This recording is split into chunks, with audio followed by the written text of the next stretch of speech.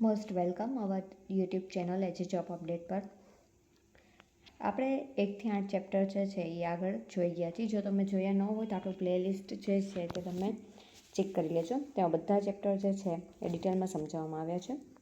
હવે આપણે પહોંચ્યા છીએ ચેપ્ટર 9 ફેઝ રૂલ. 2 ક્વેશ્ચન છે, 2 માર્ક છે. એકદમ સહેલું ક્વેશ્ચન છે.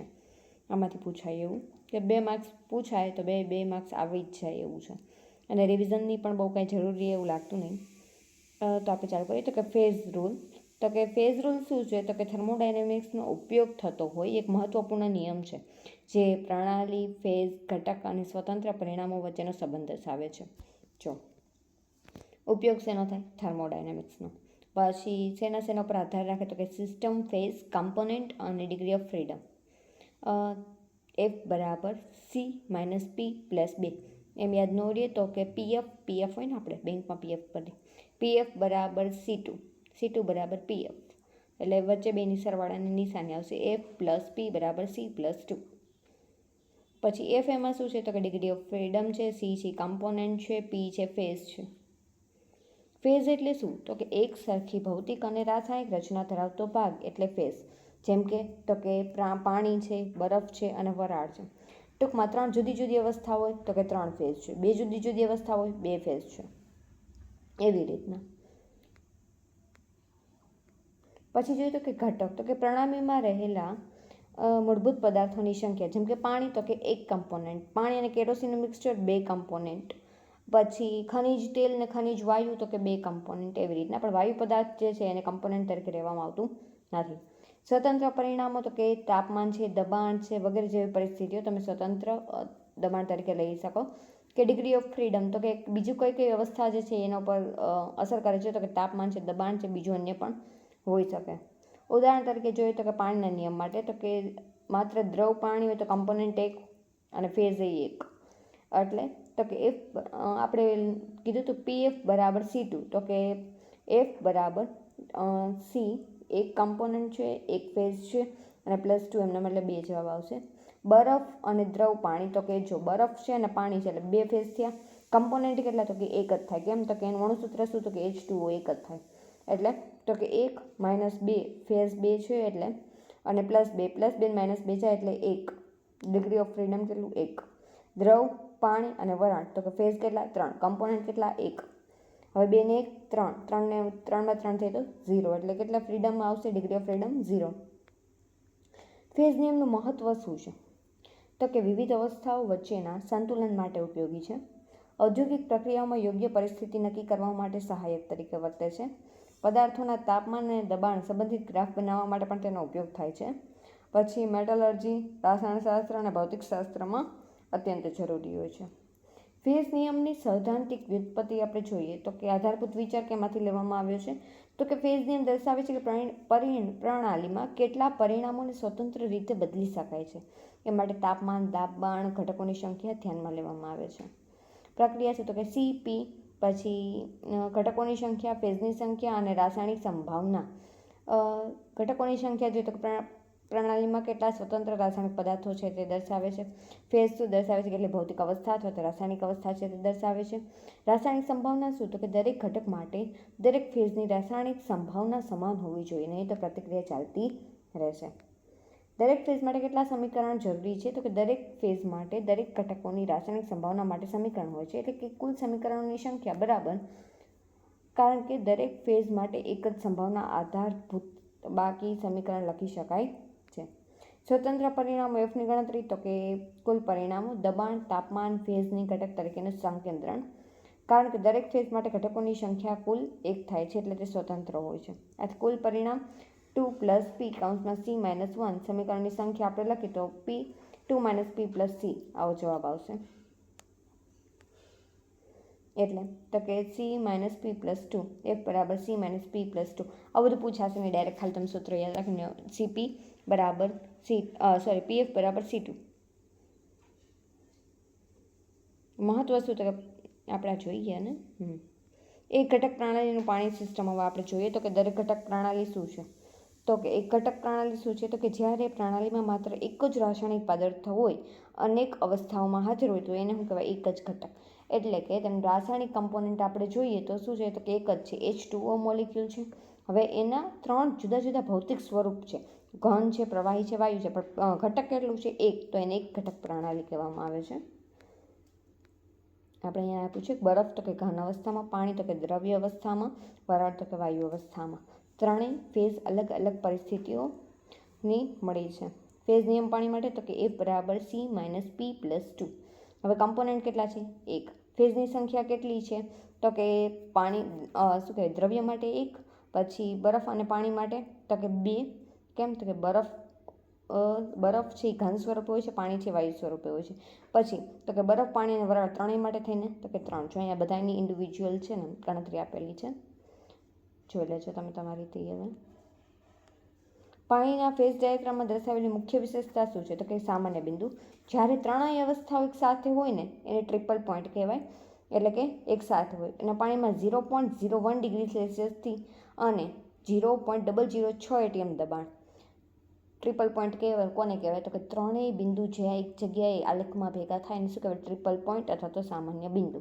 પછી ક્રિટિકલ પોઈન્ટ તો કે જ્યાં દ્રવ્ય અને વાયુ વચ્ચેનો ભેદ રહેતો નથી ને તેને શું કહેવાય? Critical point.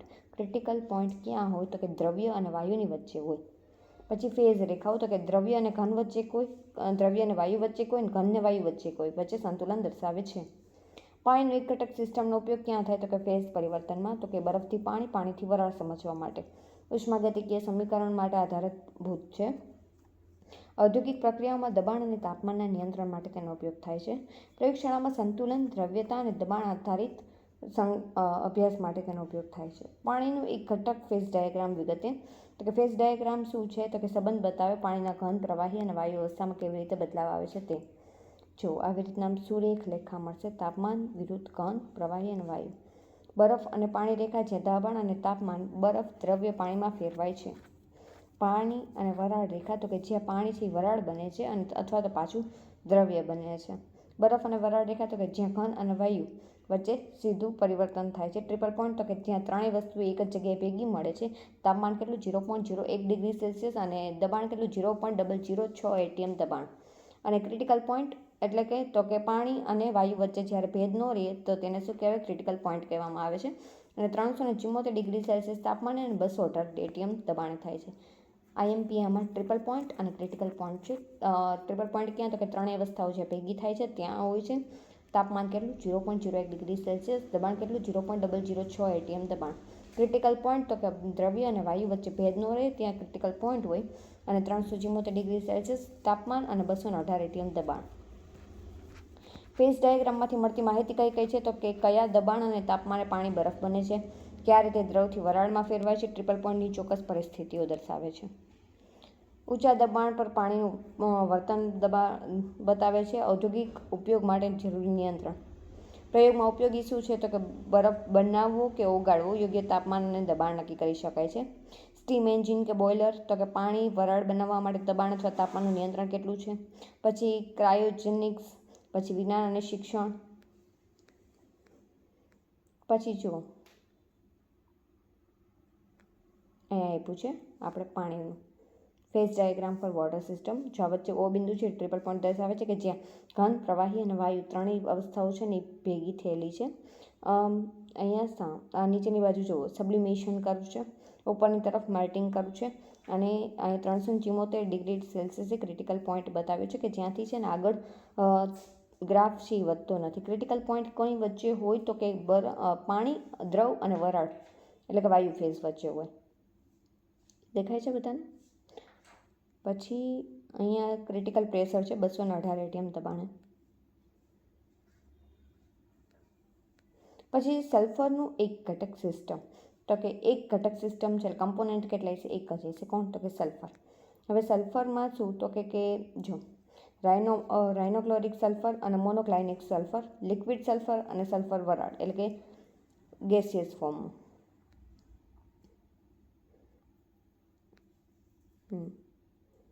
જો પછી જો રાઇનો સલ્ફર છે ને રાઇનોફોરિક સલ્ફર, આપણે રાઇનો સલ્ફર એટલે કે એ શું છે? તો કે સ્થિર અને સૌથી સામાન્ય છે, રૂમ તાપમાને સ્થિર હોય છે. મોનોક્લિનિક સલ્ફર છે ને એ ઊંચા તાપમાને બને છે અને લગભગ 95 થી 5 ડિગ્રી સેલ્સિયસ થી ઉપર થાય છે. લિક્વિડ સલ્ફર તો કે દ્રવ્ય અવસ્થામાં હોય છે અને સલ્ફર વરાળ તો કે વાયુ અવસ્થામાં હોય છે. 115 ડિગ્રીથી ઉપર જશે ને ત્યારે લિક્વિડ સલ્ફર બનશે. એટલે આપણે જોઈએ છે મોનોક્લિનિક સલ્ફર એ ઊંચા તાપમાને બનશે, લિક્વિડ સલ્ફર એ ઊંચા તાપમાને બનશે અને વરાળ સલ્ફર એના કરતાં ઊંચા તાપમાને બનશે. એટલે મોનોક્લિનિક અને સલ્ફર વરાળ જે છે એ ક્યાંક ગ્રાફમાં આજુબાજુ આવશે અને લિક્વિડ સલ્ફર અને રાઇનોક્યોરિક સલ્ફર એ બે બાજુમાં આવશે. હવે આપણે સલ્ફરનો માટે ફેઝ નિયમ લગાડીએ તો કે PF બરાબર C2. હવે કમ્પોનન્ટ કેટલા છે તો કે 1. હવે ફેઝ તો કે અલગ અલગ બદલાય કારણ કે 4 આપણે શક્યતાઓ છે એટલે ચારે માટે અલગ અલગ આપણે ગણતરી કરવી પડશે. તો કે માત્ર એક ઘન સ્વરૂપ હોય ત્યારે ફેઝ 1 હોય, 2 સ્વરૂપ હોય તો કે રાઇનોમોફોરિક અને મોનોક્લિનિક તો કે ફેઝ 2 હોય, 3 હોય ઘન, દ્રવ્ય અને વાયુ તો કે ફેઝ 3. સલ્ફર સિસ્ટમનો ફેઝ ડાયાગ્રામ તો કે તાપમાન વધે તેમ સલ્ફર ઘનથી દ્રવ્ય અને ત્યારબાદ વાયુ અવસ્થામાં ફેરવાય છે. ગમે એ વસ્તુ જે છે એને ગરમ કરવામાં આવે તો ઘન પદાર્થ છે એ પ્રવાહીમાં ફેરવાશે, પહેલાં પ્રવાહી પદાર્થ પછી વાયુ સ્વરૂપમાં ફેરવાય છે. પછી શું છે તો કે બે ઘન સ્વરૂપો વચ્ચે ફેરફાર થાય છે અને એક ચોક્કસ તાપમાન અથવા તો દબાણ બધી અવસ્થાઓ એક સાથે હોય છે. મહત્વ શું છે તો કે સલ્ફરના ઔદ્યોગિક ઉપયોગ માટે યોગ્ય અવસ્થાની પસંદગી જરૂરી હોય છે. ગંધકનું ઓગાળવું, દહન અને પ્રક્રિયા માટે ઉપયોગી થાય છે. વિવિધ તાપમાને તેની સ્થિરતા અને ભૌતિક ગુણધર્મો સમજવામાં સહાય કરે છે. ઉપયોગ ક્યાં તો કે ખેતી માટે, રસાયણ ઉદ્યોગો માટે, ફાર્માસ્યુટિકલ માટે, રબર ઉદ્યોગમાં. ખેતીમાં શું તો કે ખેતરમાં સલ્ફર દ્રવ્ય કે ઘન સ્વરૂપમાં વપરાય છે. રાસાયણિક ઉદ્યોગમાં જોઈએ તો કે સલ્ફ્યુરિક એસિડની બનાવટમાં ઉપયોગી છે. ફાર્માસ્યુટિકલમાં તો કે દવા અને ચિકિત્સામાં ઉપયોગી છે. રબર ઉદ્યોગમાં જોઈએ તો કે વલ્કેનાઇઝેશન પ્રક્રિયામાં ઉપયોગી છે. આના ઉપરથી આપણને ખબર પડે કે ફેઝ નિયમનો ઉપયોગ કયા ક્ષેત્રમાં કરી શકાય છે તો કે ખેતી, પછી રસાયણ ઉદ્યોગ, ફાર્માસ્યુટિકલ અને રબર ઉદ્યોગ. જો આ રહ્યું સલ્ફર માટેનો ડાયાગ્રામ આપેલો છે અહીંયા. પછી સંકુચિત ફેઝ નિયમ એટલે કે કન્ડેન્સેટ ફેઝ રૂલ. તો કે એમાં શું છે કે જ્યારે પ્રણાલીના દબાણ અથવા તાપમાનની બે પરિસ્થિતિમાંથી એક સ્થિર રાખવામાં આવે અને પરિણામમાં ફેરફાર કરવાની છૂટ હોય ત્યારે ફેઝ નિયમનું એક સરળ સ્વરૂપ વપરાય છે જેને સંકુચિત ફેઝ નિયમ અથવા તો કન્ડેન્સેટ ફેઝ રૂલ કહેવામાં આવે છે. તેમાં શું થશે તો કે આપણે જ્યાં બે લેતા હતા ત્યાં શું હતું આપણે કે બધું અસ્થાયી રીતે આપણે એને જોતા હતા. હવે આ લોકો શું કહેશે કે ડિગ્રી ઓફ ફ્રીડમમાં છે ને અમે લોકોએ તાપમાન જે છે ને અચળ રાખ્યું છે, કાં તો દબાણ છે અચળ રાખ્યું છે. આવું કોઈ પણ એક વસ્તુ જે છે અસર કરતાં એને અચળ રાખી દેશે એટલે શું થશે તો કે થોડુંક બદલશે. તો કે એમાં શું થશે તો કે PF બરાબર C1. આવું યાદ રાખવાનું, વચ્ચે પ્લસની નિશાની બધામાં આવશે. અહીં જ લખેલું છે કે C એટલે શું થશે તો ઘટકની સંખ્યા, P એટલે ફેઝની સંખ્યા, F એટલે ડિગ્રી ઓફ ફ્રીડમ. અને આ નિયમ લાગુ પડે ક્યારે તો કે દબાણ સ્થિર હોય અથવા તો તાપમાન સ્થિર હોય ત્યારે. પાણી માટે કમ્પોનન્ટ 1 ફેઝ રૂલની સંખ્યા બદલાય કેમ તો કે દ્રવ્ય, પાણી અને વરાળ. ક્યારે ઉપયોગ થાય તો કે લેબોરેટરીમાં જ્યારે દબાણ નિયંત્રણ હોય, પછી ઔદ્યોગિક પ્રક્રિયામાં ચોક્કસ તાપમાન અથવા તો અવસ્થાનું નિયંત્રણ કરવું હોય, ફેઝ પરિવર્તન માટે જરૂરી શરતો શોધવા માટે, ધાતુ, દ્રવ, સ્ફટિક અને અન્ય સામગ્રી માટે. આમાં શું હતું એમાં લખતા ભૂલાઈ ગયું છે પણ PF બરાબર C2 સામાન્ય ફેઝ નિયમ હતો અને આમાં શું હતું PF બરાબર C1 વચ્ચે પ્લસની નિશાની. ઉપયોગ કે જ્યારે તાપમાન દબાણ બંને બદલી શકાય ત્યારે સામાન્ય ફેઝ નિયમ ને જ્યારે કોઈ પણ એક પ્રમાણથી સ્થિર કરી દેવામાં આવે તો સંકુચિત ફેઝ નિયમ. અભ્યાસ તો કે સંપૂર્ણ સંતુલનમાં હોય ત્યારે સામાન્ય ફેઝ નિયમમાં થાય અને સંકુચિતમાં તો કે નિયંત્રિત પરિસ્થિતિઓમાં અભ્યાસ થાય છે. પ્રયોગાત્મક ઉપયોગ તો કે દ્રવ્યમાંથી ઘન પરિવર્તન માટે ચોક્કસ તાપમાન નક્કી કરવા માટે ઉપયોગ થાય છે. દ્રાવણ અથવા તો ધાતુની પ્રક્રિયાઓમાં દબાણ સ્થિર રાખીને ફેરફારનો અભ્યાસ કરવા માટે ઉપયોગ થાય છે. ઔદ્યોગિક સાધનોના ડિઝાઇનમાં સ્થિર દબાણ અથવા તો તાપમાન હેઠળ કાર્યક્ષમતા વધારવી. પછી છે AGPB એટલે કે સિલ્વર લેડ સિસ્ટમ. તો કમ્પોનન્ટ 2 થઈ ગયા છે દ્વિઘટક પ્રણાલી કારણ કે AG અને PB સિલ્વર અને લેડ.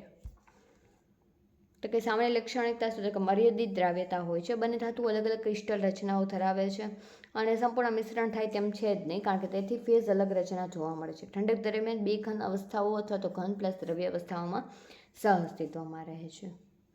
હવે આપણે એનું ડાયાગ્રામ જોઈએ તો કે પહેલું એમાં શું છે તો કે પહેલું દ્રવ ક્ષેત્ર એટલે કે લિક્વિડ રિજન છે જ્યાં બંને ધાતુ દ્રવ સ્વરૂપમાં હોય છે. પછી તો કે દ્વિઘન ક્ષેત્ર તો કે ઠંડક દરમિયાન બંને શું થશે ક્રિસ્ટલ સ્વરૂપ બની જશે.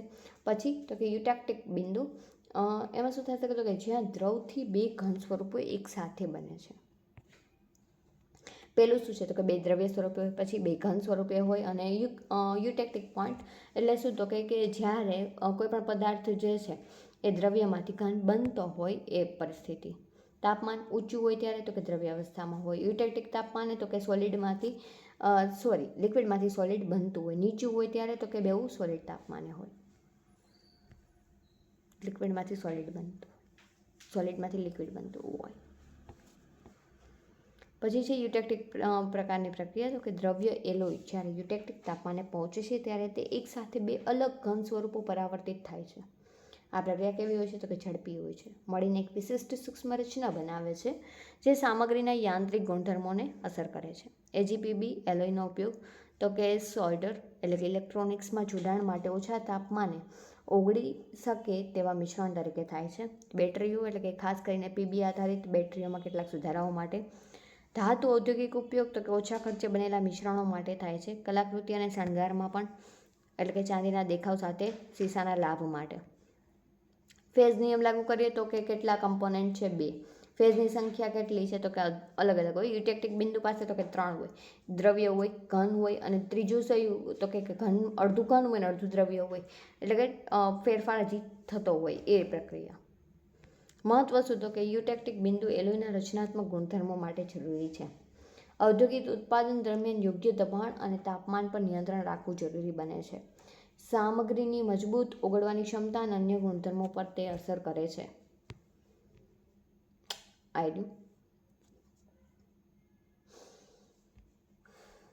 એજીપીવી ડાયાગ્રામ.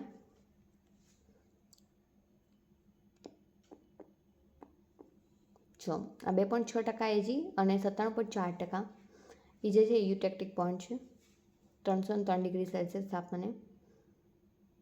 પછી ઉપર જશે તેમ લિક્વિડ મેટલ, નીચે આવશે તેમ સોલિડ મેટલ. ટેમ્પરેચર વધશે તેમ. આઈ હોપ તમને આ ચેપ્ટર જે છે એ સરસ રીતે સમજાઈ ગયું હશે. કોઈને પણ કંઈ ક્વેશ્ચન હોય તો કમેન્ટ કરીને પૂછી શકો છો. બાકી એકદમ સહેલું ચેપ્ટર છે અને 2 માર્ક્સનું ચેપ્ટર છે.